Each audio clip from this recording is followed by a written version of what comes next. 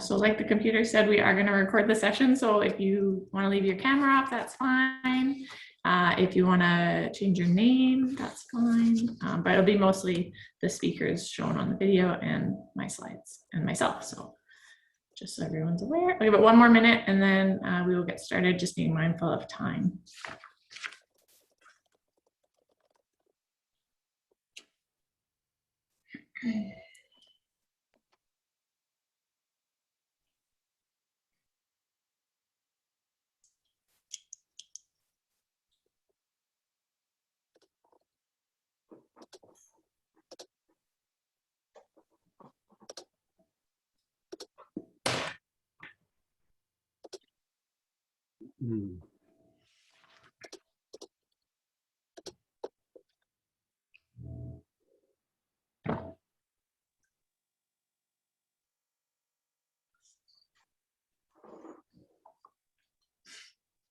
Okay, I think we're going to get started and then we can just add people as we go. Just a quick reminder, if everyone could please keep themselves muted during the presentation so we don't get any feedback and we can hear all our panelists.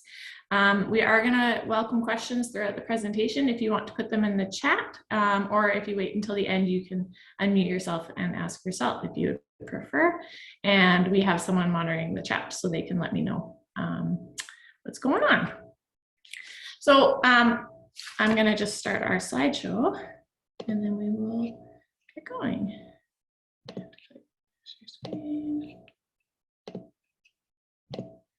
There we go. Okay. So hi, everybody. Thanks for joining us today. My name is Michelle McDonnell, and I'm a Bridging the Gap program coordinator and a program manager with BC Wheelchair Sports Association.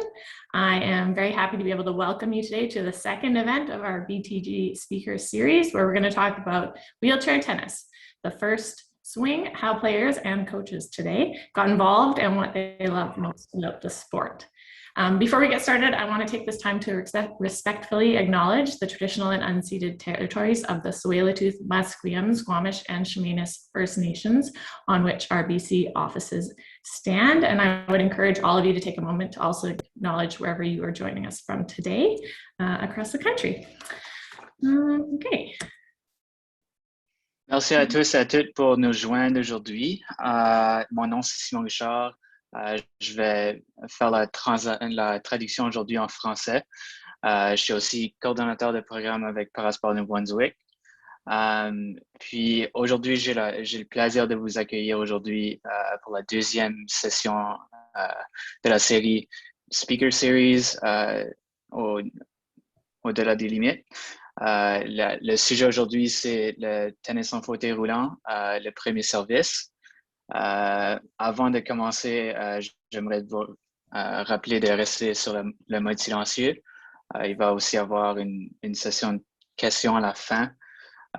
Puis aussi, on aimerait de souligner tous les territoires des Premières Nations à travers le pays.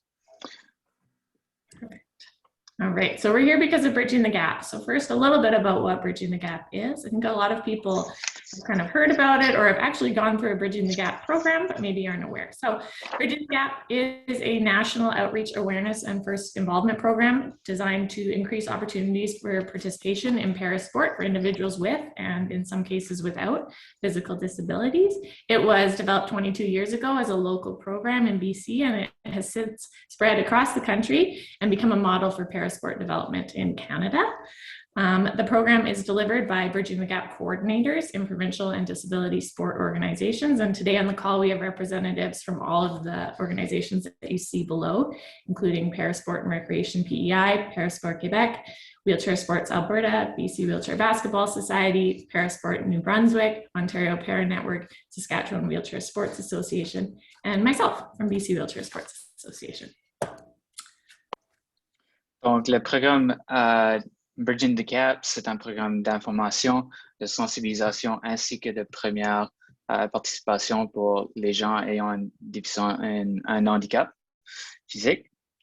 C'est un programme qui est diversifié à travers le Canada, à travers tous les différents organismes provinciaux, dont il y a la Colombie-Britannique, l'Alberta, Saskatchewan, l'Ontario, Québec, New-Brunswick et l'île du Prince-Édouard.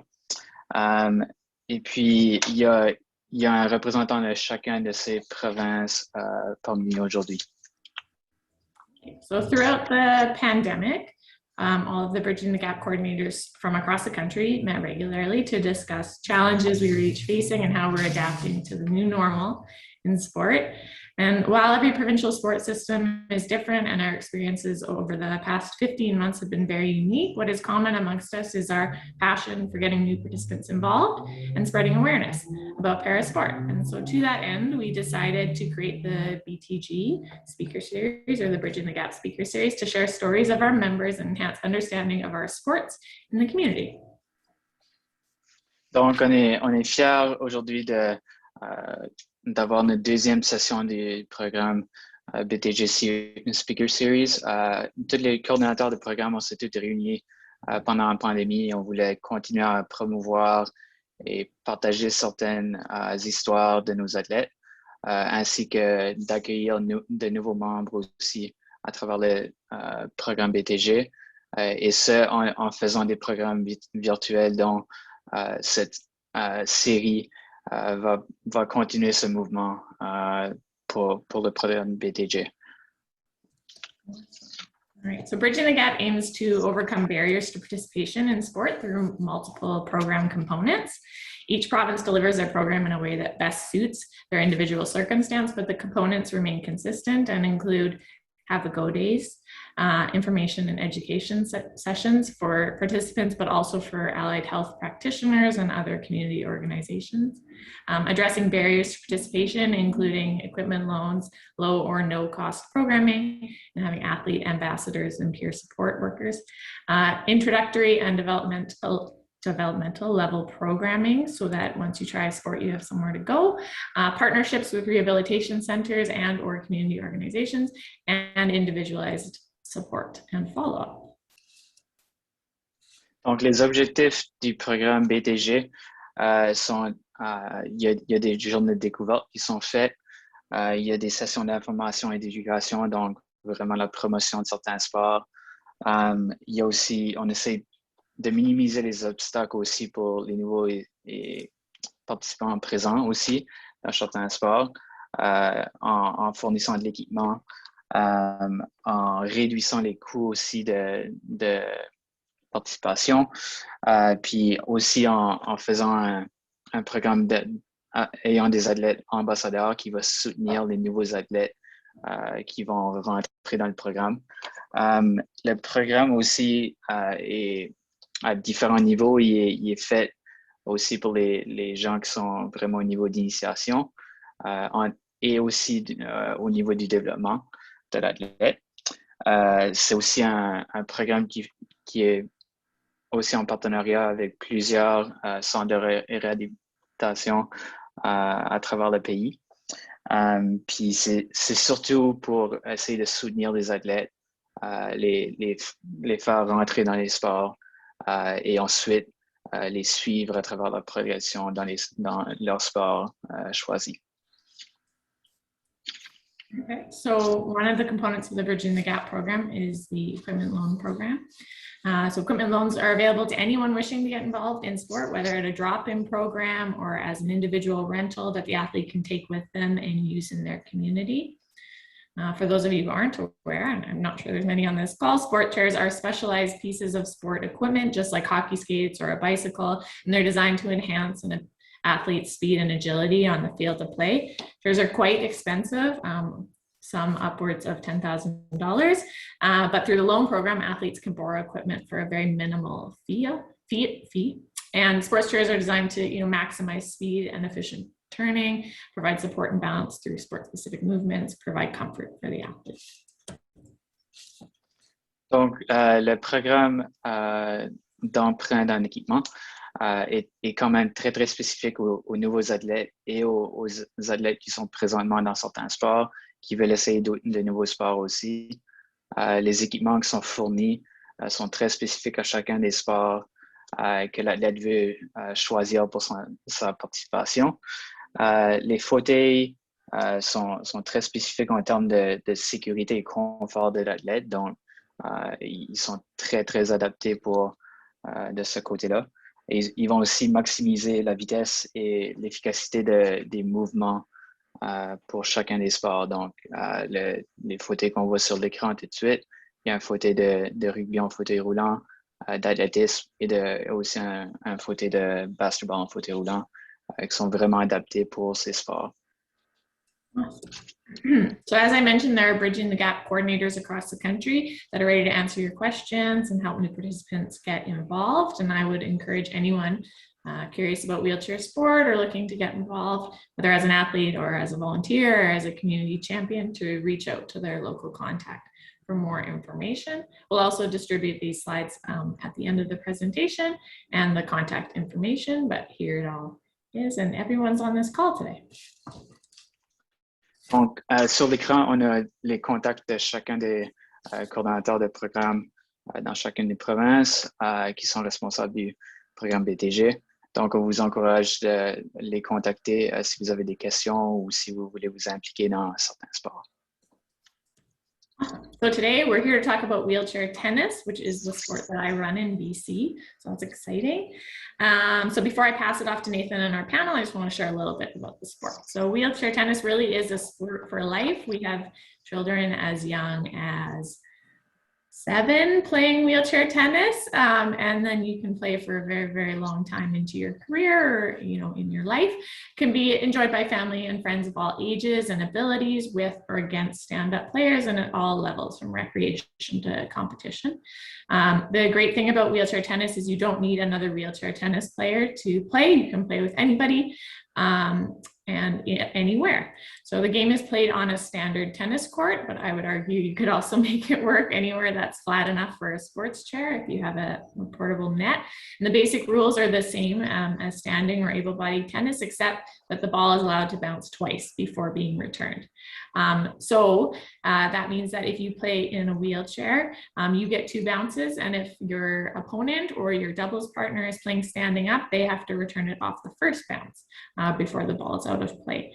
So we've had juniors play on high school tennis teams. We have high performance players that play in a league, and every other player is standing, and we've hosted up and down or run and roll tournaments where we have some players who use a wheelchair to play tennis and some players who do not. It's a great sport if you're in a smaller community or the only person who uses a sports chair to play tennis in your community. Competition is held in singles and doubles formats, and there are 2 divisions. So the open is for athletes who have a lower limb impairment, and there is men's, women's, and junior divisions within the open. And then there's a quad division, and that's for athletes who have also an upper limb impairment associated with their disability. There are tennis tournaments held across Canada. We host the Vancouver International Wheelchair Tennis Tournament, and there are a number of tournaments in Ontario. And then there's also an international tour around the world. So anywhere you see tennis, there's probably wheelchair tennis as well, which is very exciting. Donc, aujourd'hui, on va toucher surtout sur le sport du tennis en fauteuil roulant. Ce sport est un sport pour la vie, vraiment. C'est un sport que tu peux jouer à un très, très jeune âge. Et puis, jusqu'à le fait que tu viens de plus en plus vieux aussi. Donc, c'est un sport qui peut être joué en famille, en amis. C'est aussi un sport où tu peux jouer debout, contre des joueurs qui sont debout, comme des joueurs qui sont en chaise roulante. Le tennis, c'est vraiment un sport qui est quand même très, très inclusif de ce côté. Ça peut jouer aussi à toutes sortes de niveaux, autant au niveau récréatif que compétitif. Les terrains au niveau du tennis en fauteuil roulant sont quand même joués sur des terrains standards.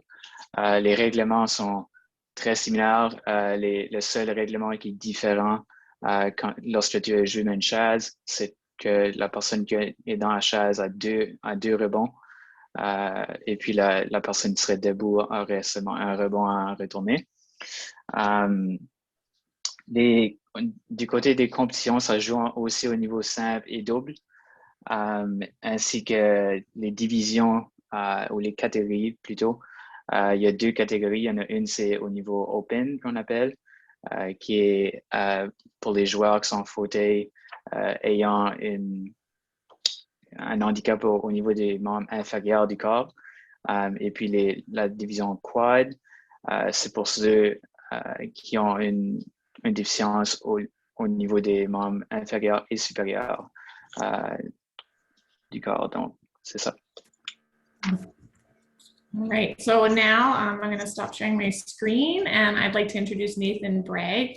Nathan is a communications coordinator at the BC Wheelchair Sports Association, and we're very happy to have him here today to lead our panel for us. Hi, everybody. Thanks for joining us. We're very fortunate today to have three incredible guests as part of this panel. First up, we have Candice Combdon from Ontario. She's a member of the Ontario Provincial Wheelchair Tennis Team, and she's also an On-Para ambassador who's incredibly passionate about spreading awareness about wheelchair tennis and getting more people involved. From BC, we have Barry Henderson, who's a member of Tennis Canada's High Performance Program. He's been playing tennis for a number of years now and is a great example on how it's never too late to get involved in sport. And lastly, we're very privileged to be joined by Kai Schrameyer. He's a three-time Paralympian and Paralympic medalist for Germany, who's a highly respected and incredibly decorated coach who's worked with a number of wheelchair tennis players from across Canada, including recent Para-Pan Am gold medalist Rob Shaw. So to start things off, we're just going to ask questions to everyone on the panel, and they can jump in. And our first question is, what made you decide to try wheelchair tennis, and were you unsure about giving it a go when you first started? And we'll start with Candice. Yeah, for sure. It's nice. It's really, oh, sorry. Donc, on est très, très choyés aujourd'hui d'accueillir trois très bons invités. Premièrement, on a Candice Combdon dans l'Ontario, on a Barry Henderson et Kai Schrameyer de la Colombie-Britannique.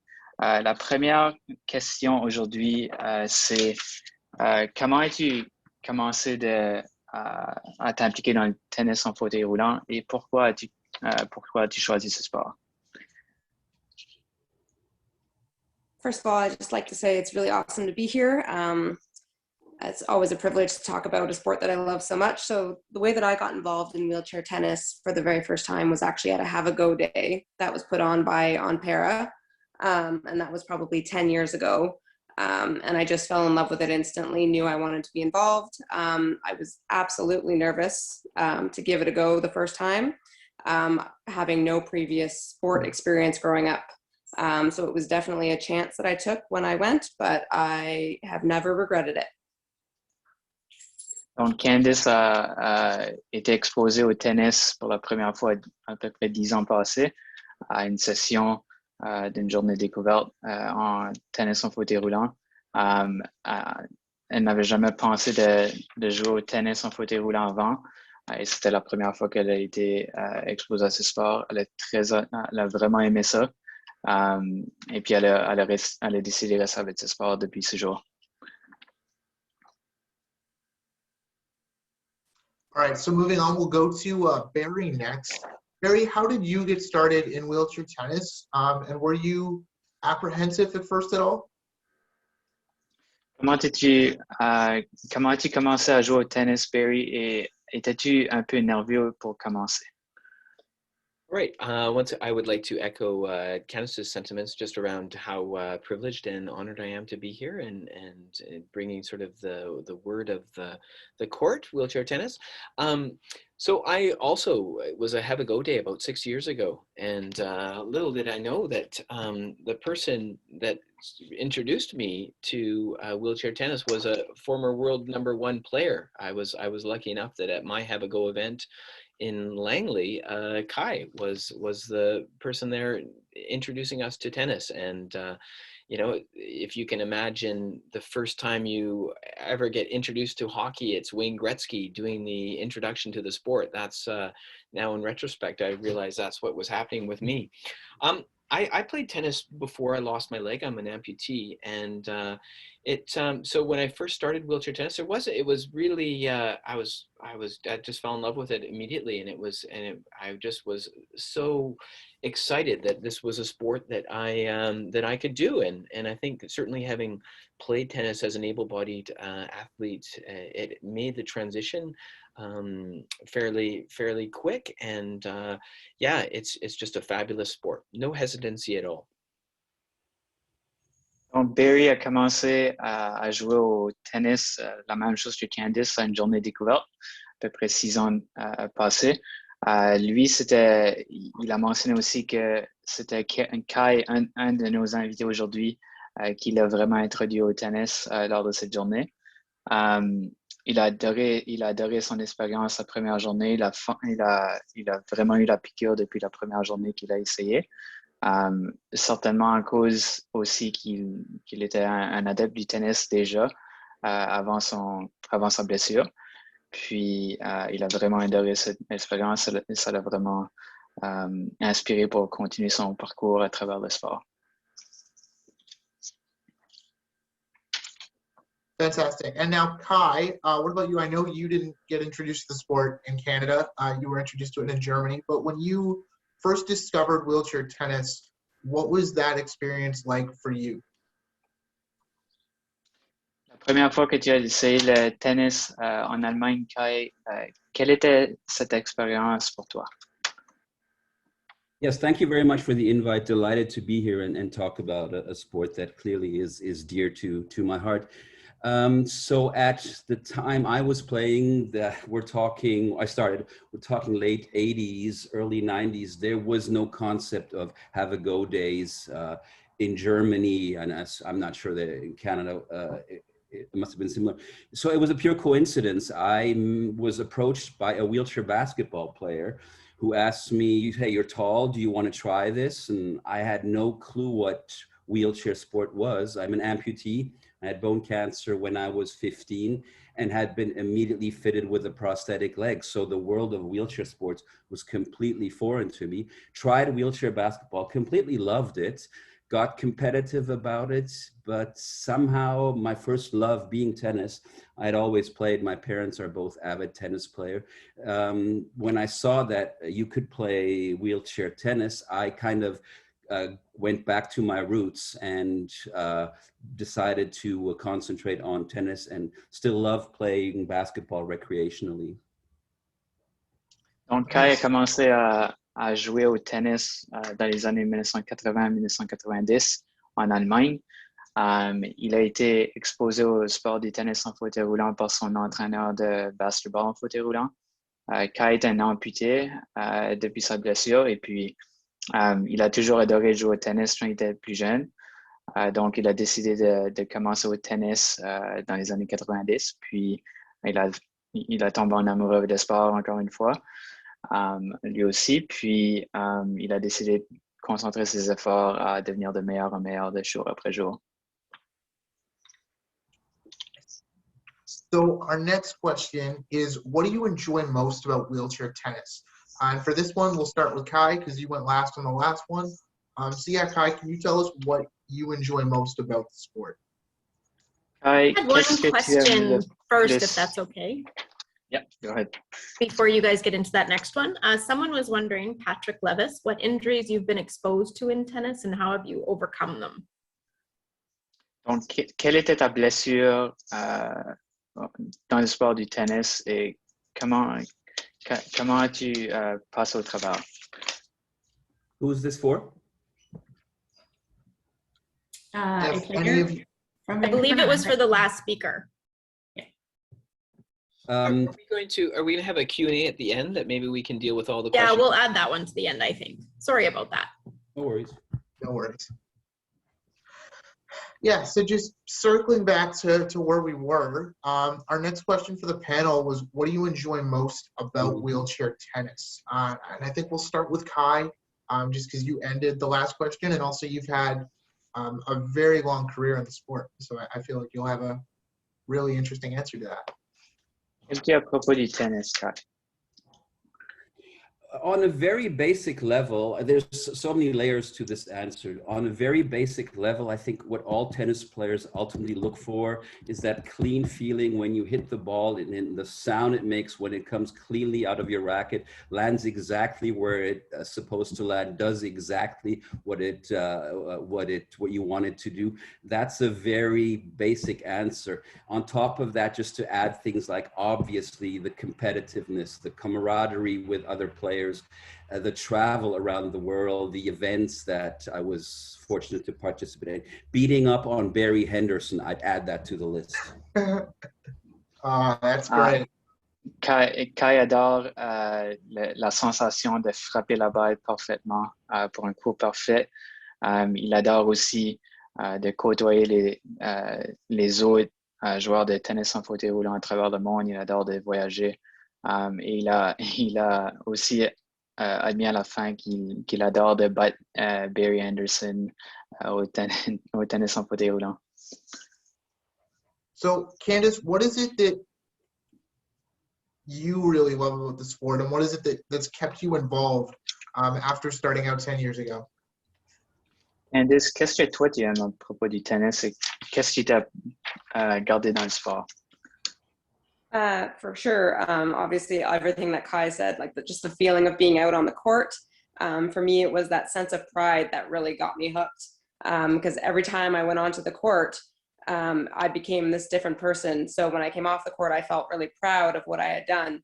And of course, anybody who's ever been proud of themselves knows how good that feels. So definitely that, and obviously the friendships that I have been able to cultivate with Team Ontario and athletes that I've met around the world. Fantastic. Bon, Candice adore la sensation de jouer un sport inclusif. Elle adore tous les mouvements qu'elle peut faire sur le terrain de tennis. Et puis, elle adore aussi de se faire des amis sur le terrain.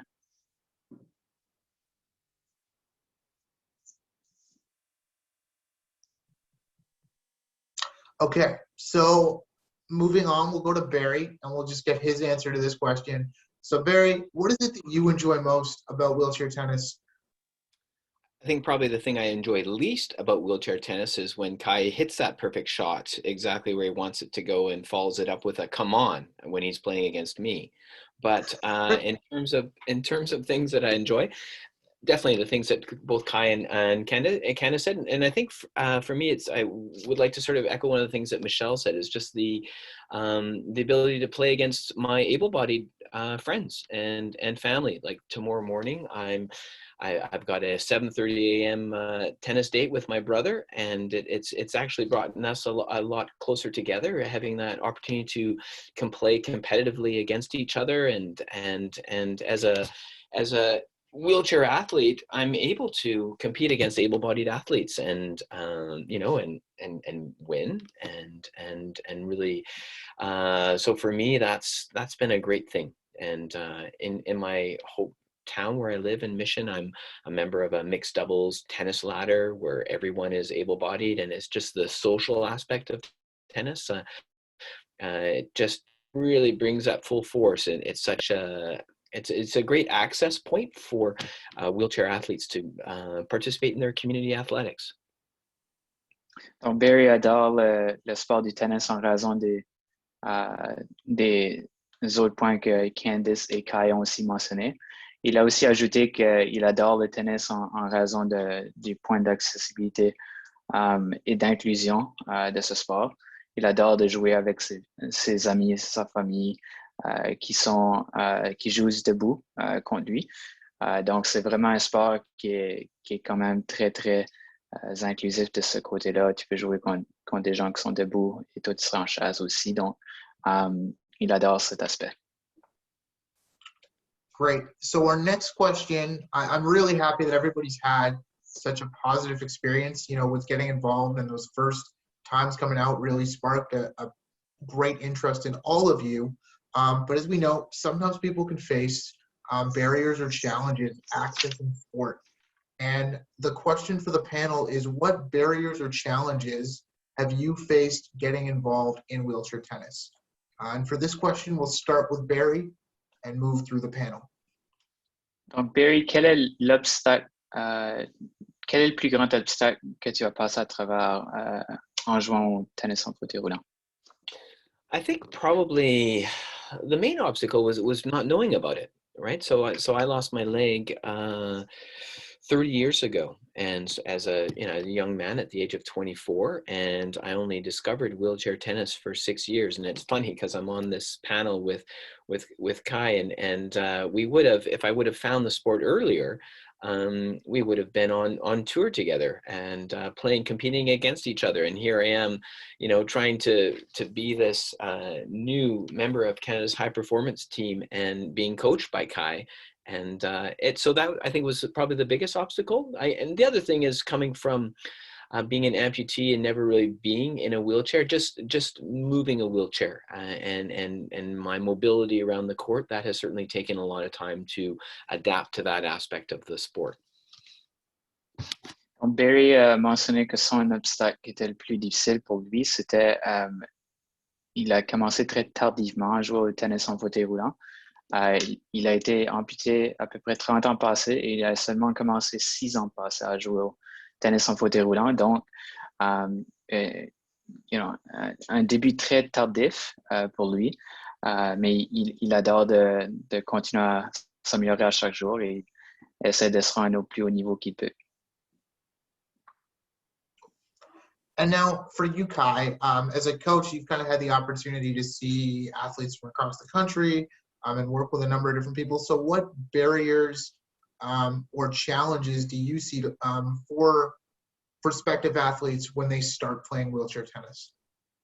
Yeah, so Quels sont les plus gros obstacles que tu penses que les nouveaux joueurs de tennis auraient ces temps-ci, Kai?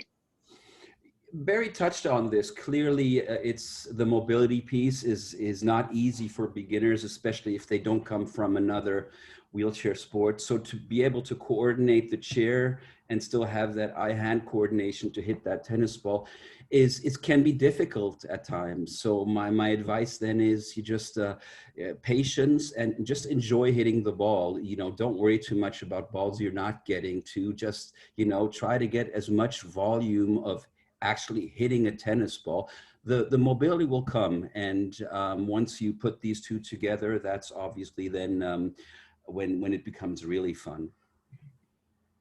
Donc, l'obstacle que Kai remarque le plus fréquent pour les nouveaux joueurs, c'est naturellement la mobilité sur le terrain. Il ajuste aussi que son message pour les nouveaux participants, c'est vraiment de se concentrer à frapper la balle. Et puis, lorsque tu continues à pratiquer, tu vas acquérir la mobilité de plus en plus. Donc, lorsque tu seras capable d'acquérir cette mobilité et d'accompagner ça avec l'habilité de frapper la balle, c'est vraiment ce temps-là que tu deviens un très, très bon joueur de tennis. Right. And now, going off this question for Candice, I know one thing you've mentioned is it was really great for you to be able to get assistance from OnPara, from your provincial organization, and accessing equipment and removing that barrier. So can you talk to us a bit about how important that's been for you and how helpful that's been on your journey as an athlete? Comment a été ton expérience avec le soutien du prêt d'équipement dans ta province? Tu as été très, très supporté de ton côté. Donc, comment a été ce processus? Yeah, for sure. So basically what I tell everybody is without OnPara, there would be no Candice playing wheelchair tennis. That's just the reality of the situation. As we touched on earlier, the sports equipment is not cheap. And it's also, when I was growing up, not readily available. So in my late 20s, discovering that OnPara was available and I was able to rent the sport chair and it allowed me to play the sport that I was falling in love with, that made a huge difference for me, for sure. It's definitely made a huge difference. Donc, la province qui a vraiment aidé Candice, c'est l'Ontario. Ils ont vraiment procuré l'opportunité de jouer au tennis en y fournissant une chaise. spécifiquement, les équipements pour le tennis sont très, très dispendieux quand même avec les chaises. Donc, c'était de ce côté que l'Ontario l'a vraiment aidé à procurer les équipements qu'il fallait à travers le programme BTG et le prêt d'équipement. Okay, so now we're going to go into some specific questions that are made for each individual panelist. So my first question in this set is for Candice. Obviously, we're trying to grow wheelchair tennis for everybody, but we do have a fairly small women's division in Canada that we're trying to expand and get more girls and women involved in parasport. Do you have any specific advice for young girls and women who are thinking about getting involved in sport but might be nervous? Donc, on essaie de grandir le nombre de filles et de femmes impliquées dans le tennis et autres parasports aussi. Quel serait ton message pour les jeunes filles qui veulent s'impliquer dans les parasports? Yeah, so obviously I would love to see more girls and women getting involved in the sport. I would love the competition. You know, ideally, or usually, I should say, there's more men in the men's division than there are women in the women's division. So for anybody who's thinking about giving it a try, please do it. Like, that is the biggest advice I could give to anybody. I took a chance on myself, you know, 10 years ago, and it's changed my life. So definitely just take that chance, be brave and try it if you have the opportunity. Reach out to your communities because there are things out there. We're very lucky these days to have more and more opportunities to get involved in wheelchair sports than there were, you know, back when I was growing up. So definitely take the chance and you won't regret it. Donc, Candice mentionne que c'est certain que le nombre de filles est quand même assez bas tout de suite.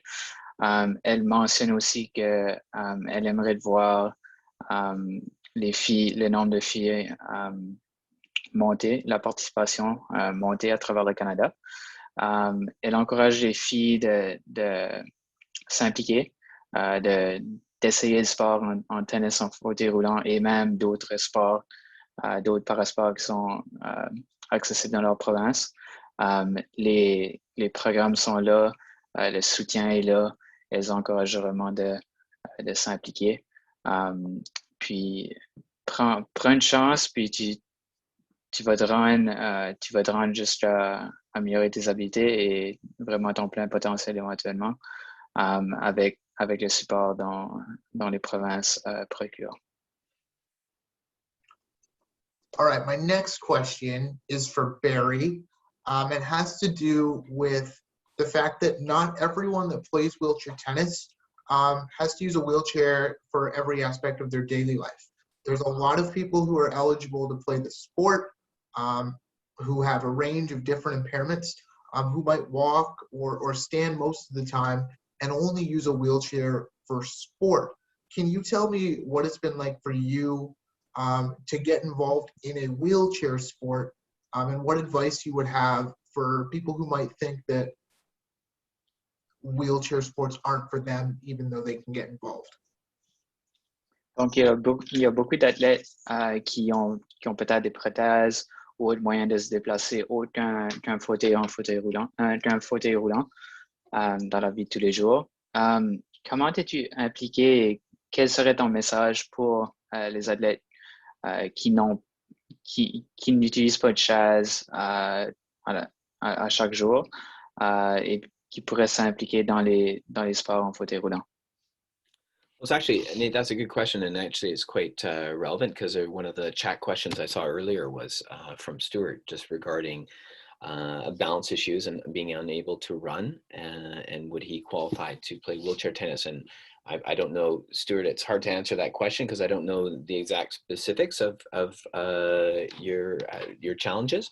But the one thing I would say to people, like I'm pretty much never in a wheelchair. Sometimes when I get sores, I do have a day chair that that help me when I'm teaching if I can't wear my leg, but I haven't used that for sort of a year. I really would have people sort of look at a wheelchair, a tennis wheelchair, if you just have sort of minor mobility issues and you qualify to play wheelchair tennis. Look at it as a piece of sporting equipment. That's how it was framed to me. And if you look at it like that, it's just, it's a pair of running shoes, it's a tennis racket. It's just there to help you compete in a sport. So I would just say get involved. The interesting thing is one of the reasons why I've done so well in the open division in men's tennis is because I do have quite a high level of function. So there's only 2 divisions in wheelchair tennis. So it does give you a competitive advantage. It gives me a competitive advantage. Of course, that's way to way. I lose that advantage because I'm such an old man. However, I'd just say get involved in the sport. Donc, Barry mentionne que lui utilise une prothèse chaque jour. Il n'est pas dans une chaise roulante durant une journée où est-ce qu'il ne pratique pas le tennis en fauteuil roulant.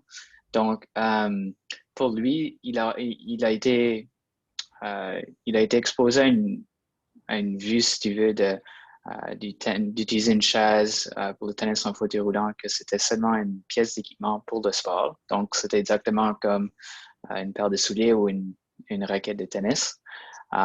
Donc, il encourage les autres qui ont peut-être une amputation de regarder les sports en fauteuil roulant de cette manière, que c'est vraiment seulement un autre équipement de sport. Puis aussi, ayant une amputation, ça aussi te permet d'avoir de certains avantages même dans les sports, puisque tu as aussi beaucoup de mobilité et beaucoup d'habileté aussi, ayant seulement une amputation et non un manque de force dans certains muscles. Donc, c'est ça. Okay, and now to finish off our individual questions, wheelchair tennis is a Paralympic sport. It's been part of the Paralympic Games since 1992, and that's really the pinnacle of tennis and any other parasport. And now, Kai, you've had the opportunity to attend several Paralympic Games. You've won medals at the Paralympics, and you've participated at World Team Cups, which are essentially a large-scale international team competition for wheelchair tennis. What's that experience been like for you, and what did it mean to represent your country? Donc, Kai, tu as eu l'opportunité de participer à plusieurs Jeux paralympiques et Coupe du Monde. Quelle était cette expérience et comment ça t'a permis de partager ton expérience avec les prochains athlètes du futur? Wow, how much time do we have? I mean, clearly the Paralympic Games, Nathan, you said it, are the pinnacle for disabled athletes. I was fortunate enough to participate in 3 games, 3 medals. So Barcelona 92, Sydney 2000, and Athens 2004. And the rawest emotions as an athlete that I can recall were the Barcelona games, because I was like a kid in a candy store, brand new on the scene, had only been playing for a couple of years. And here I was not only competing, but I was an underdog and got myself into the final match and won a medal, and everything that goes along with that, the hype that it happens at games with media, which usually isn't the case in disabled sports, the village, the experience with the athletes, the opening ceremony when you as a team, you go up the ramp into the stadium, and there was 80,000 people in that stadium in Barcelona, and it's just literally you're shaking because it's so emotional. And on the World Team Cup subject, completely different dynamic. It's a country competition, so it's a team thing, and usually we don't compete as a team, we're individual athletes. Here I was with 3 fellow German athletes, and it was all about what can I do to help this team to win. And we managed to win that competition for the first and only time for Germany. And so both those dynamics, Paralympics and World Team Cup competition, are absolutely the highlights of my athletic career. Donc, Kai mentionne que les Jeux paralympiques et les Coupes du monde dont il a représenté son pays sont des faits saillants de sa carrière. Les premiers Jeux paralympiques qu'il a atteints en 92, c'est vraiment un événement qui tient à cœur, puisque c'était ses premiers Jeux. Il se sentait comme un jeune garçon dans un magasin de bonbons. Il aussi partage que ces Jeux paralympiques sont vraiment le point, si tu veux, la compétition la plus grande compétition au niveau mondial. Donc, c'est un honneur pour lui de représenter son pays, et il partage aussi et encourage aussi les nouveaux à rentrer dans le tennis pour essayer de se rendre à ce niveau. Great. Now we have about 12 to 15 minutes left, so I want to switch it over to the Q&A. So if there's any questions that we haven't got to from the chat, or any questions from the audience, now would be the time to let us know. So please put a question in the chat, or just turn your video on and raise your hand and we'll get to you. So Nathan, donc on va laisser les questions rentrer tout de suite. Donc posez vos questions dans la fonction chat.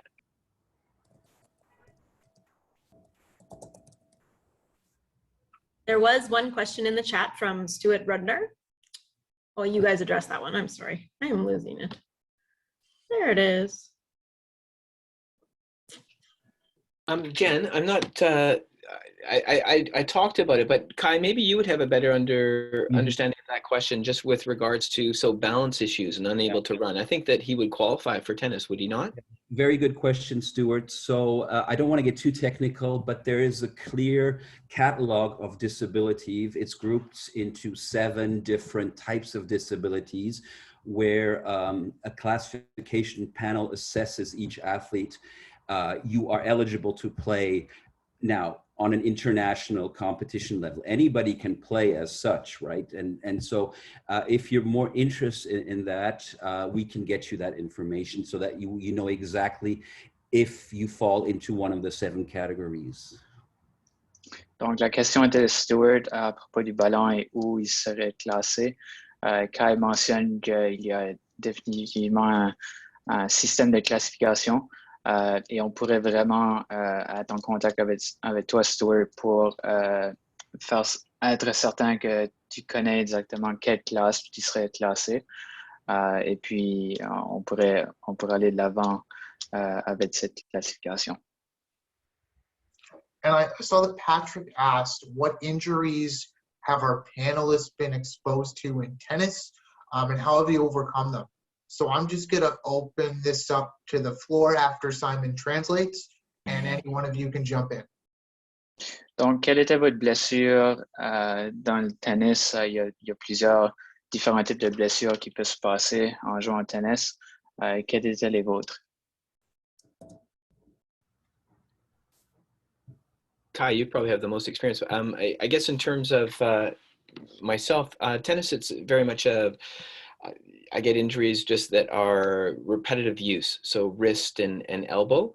What I've found in the last couple of years is my fitness regime has really, I've been able to stave off any serious injuries just by being stronger and having sort of having my trainer really identify what exercises are best to strengthen my core, strengthen the arms, the muscles of my forearm that make it that injuries are much less likely to occur. Donc, Barry mentionne que ses blessures étaient plus fréquentes au poignet et au coude. Il travaille depuis les dernières années avec son entraîneur personnel pour essayer d'améliorer ses forces par rapport à ces deux jointures du coude et du poignet pour faire sûr que ces blessures sont de moins en moins fréquentes. I have a question if I can. Well, I have two questions because I'm going to take the floor. So my first question, we talked a little bit about Paralympic Games and World Team Cup, and those are amazing events. But for Candice or for Barry that maybe haven't been to a Paralympic Games, what was it like at your first competition? So your first wheelchair tennis tournament, first time seeing that many players in one place. What was that experience like? Maybe Candice first, and then Barry, you want to follow up? Donc, Candice et Barry, quelle était votre première expérience en compétition? For me, I don't know about Barry, but I was terrified my very first competition. I had really just gotten into the sport and decided to throw myself into a tournament for some reason. You know, I lost every single match, but I still will always remember that tournament because it was my very first one. And I will always remember the lessons that I learned and the fact that I left that tournament with this desire to get better. So it was scary for sure, but definitely worth it.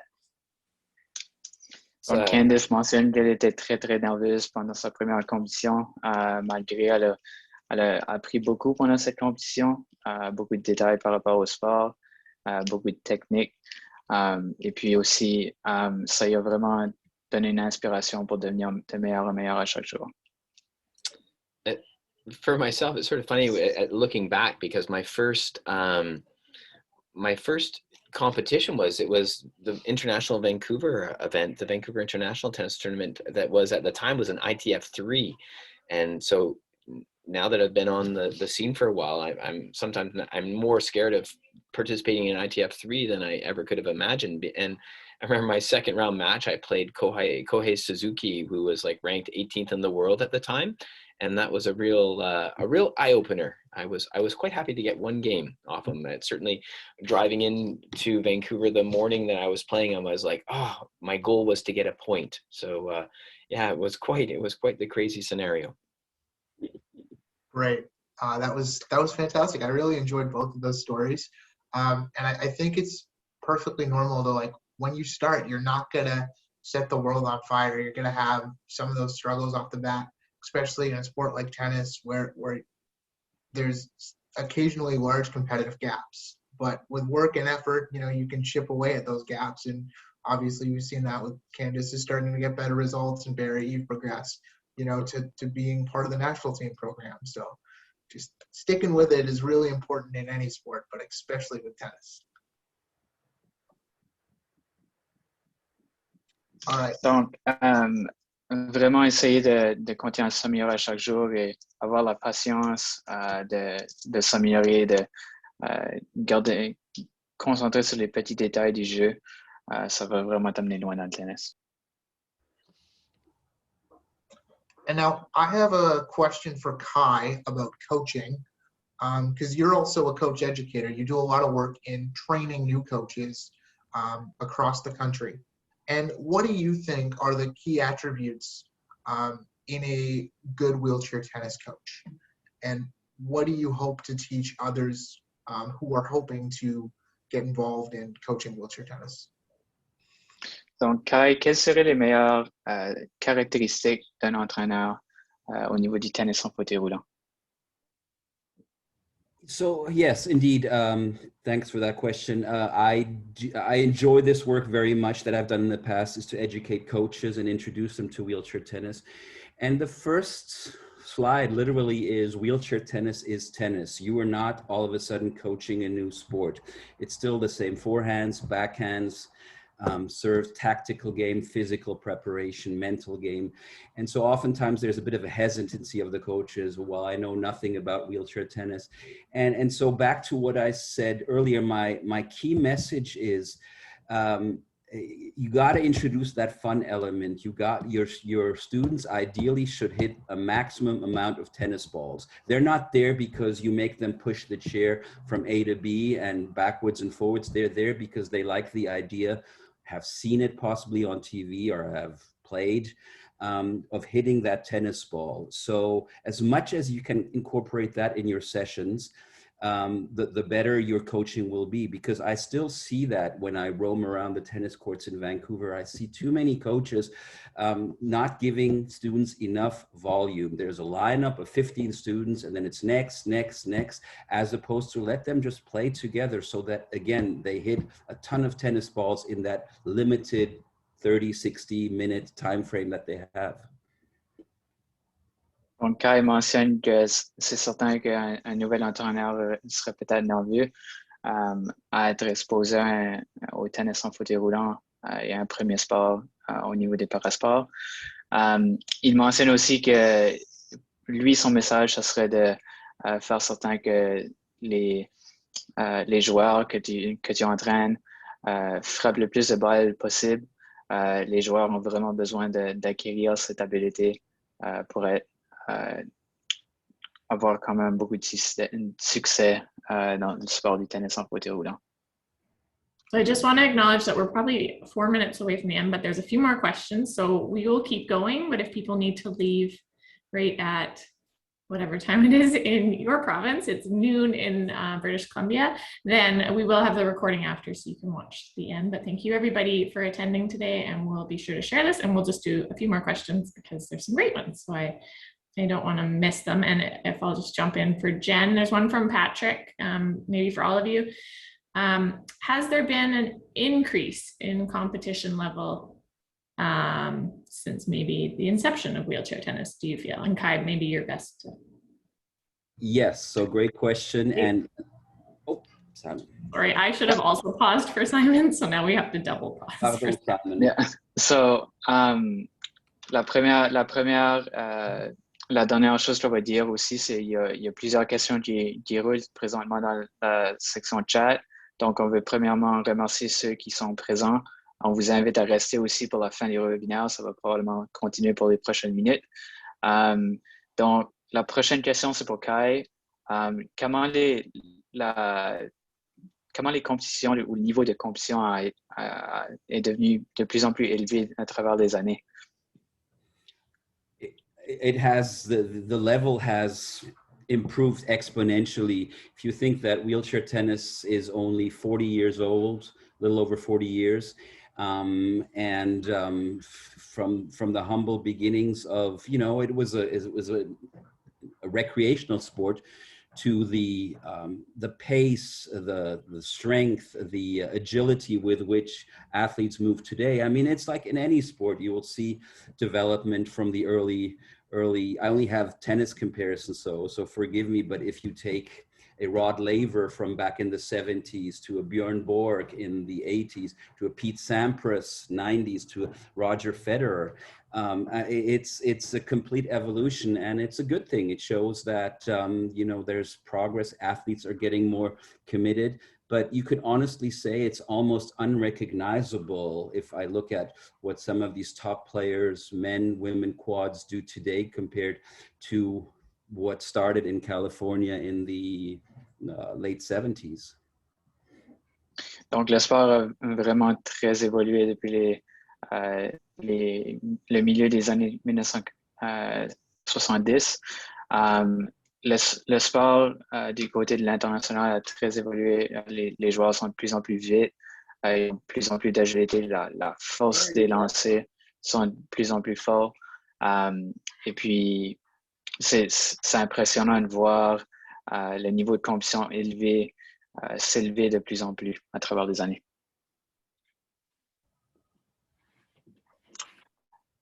Great. Well, those were all really fantastic answers, and thank you to the audience for their questions.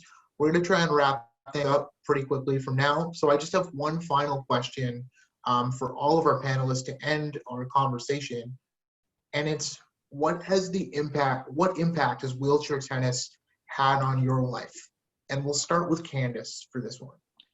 Donc, la dernière question qu'on va adresser aujourd'hui, on va commencer avec Candice. Quel est l'impact que le tennis en fauteuil roulant a eu sur ta vie? Yeah, so I would say for me, just the increase in my self-confidence, my self-belief since starting wheelchair tennis. It's been huge for me growing up, not playing any sports, not really feeling like I belonged anywhere. I grew up with a physical disability, so I wasn't able to be included or play many sports as a kid. So through wheelchair tennis, I've sort of found myself, if you could say that. It's also helped me be more active and fit and healthy. Like I'm, 33 years old, but I'm in the healthiest shape that I've been in my entire life. And it's because of tennis. And because I've chosen to focus my attention on tennis and getting healthier and stronger and more fit. So those are two of the biggest things that I think for sure. Yeah, I guess that's it. Donc, pour Candice, ça a vraiment amélioré sa condition de vie en termes de sa santé. Sa confiance en soi a vraiment grandi. Elle ne se sentait pas comme si elle pouvait faire des sports avant qu'elle ait été exposée au tennis. Elle a grandi avec un handicap et puis elle ne se sentait pas vraiment comme si elle pouvait participer jusqu'au jour où elle a été exposée au sport. Puis de ce point de sa vie, elle a vraiment continué à évoluer de plus en plus. Elle est devenue de plus en plus active. Elle a participé de plus en plus dans ce sport. Donc, ça a vraiment monté sa confiance en soi. Okay, and we'll go to you next, Barry. Sorry, I realized my mic was on when I was yelling at a kid. Anyways, so I guess for me, it's been huge because I've sort of just, gone through my life, this even-keeled fella, and just sort of getting by on my charm and good looks and not really, not really too focused. And I'm just kidding about the charm and good looks. But what wheelchair tennis has done for me, it's made me really focus and set goals, set short-term goals, long-term goals, and that's bled over into my life in general, right? I just started my master's in January, and I don't think I ever would have done that as a 53-year-old man if I didn't have this sort of new perspective on life on terms of if I want to achieve something, I need to work towards it, right? Like I always just it'll be fine. I remember when my 4-year-old daughter one time, and now she's 18 now, but she still brings up this story. She was throwing up into the toilet, and I said, she'll be fine. And that's sort of how I've lived my life. And so it's really interesting being so active in my life and making decisions that are focused with a goal in mind. And that's what wheelchair tennis has done. It's been huge for me. And just like Candice, I've never been in better shape. I've never mentally been in better shape. And my social emotional health is unbelievable right now. And it's as a result of wheelchair tennis.